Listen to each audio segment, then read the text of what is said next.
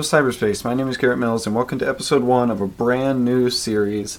This series is called Getting Started with Arduino, and we're just going to start with the basics and work up to more advanced of learning how to prototype circuits, build devices, and then program them for the Arduino.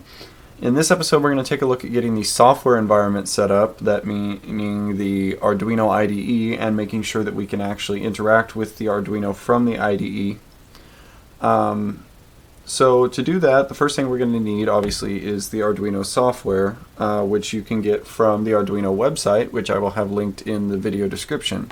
So I'm using Linux, but the setup process is basically the same for Windows, Mac, or Linux. But I'll be careful to point out differences where they lie. So just over here next to the latest version, click the download button for the installer that relates to your operating system and CPU architecture. Once the download finishes, we can go ahead and open it up. Now in Mac and Windows you'll just have an installer to run. So you'll run through that installer. It's the same as every Windows installer or every Mac installer on the face of the planet. But in Linux, again, we just get the installed folder, so we have to put it somewhere. So I'm going to put it in my Documents folder. So it'll extract it to there. And then once it's installed, whether you're using Mac, Windows, or Linux, you want to go ahead and open it up. So in Mac and Windows, just hit your respective application menus and open it. In Linux, you want to change directories into the folder where you extracted it and run /Arduino.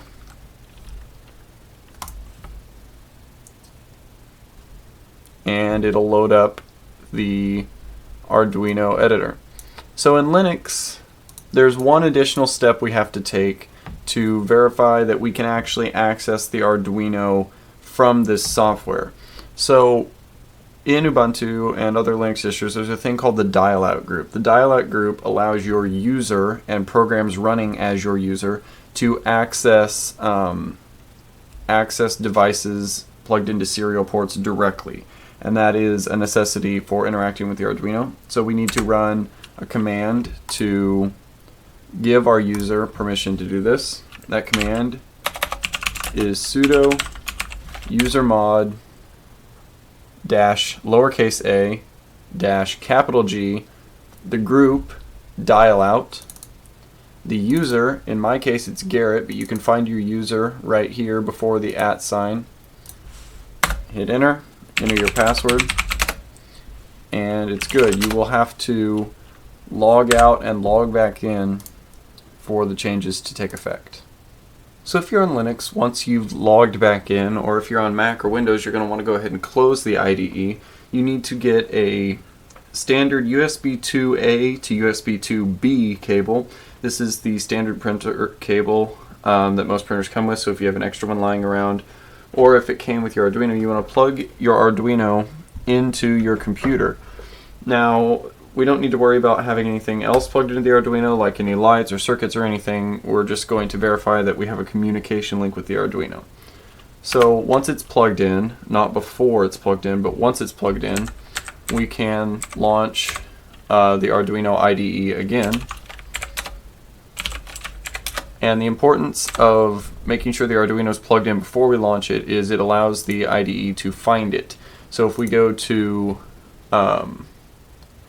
Tools, go down to Port, and then hit the one under Serial Ports, it should show up there, and then we should be able to hit Upload, and it should upload and say Done Uploading.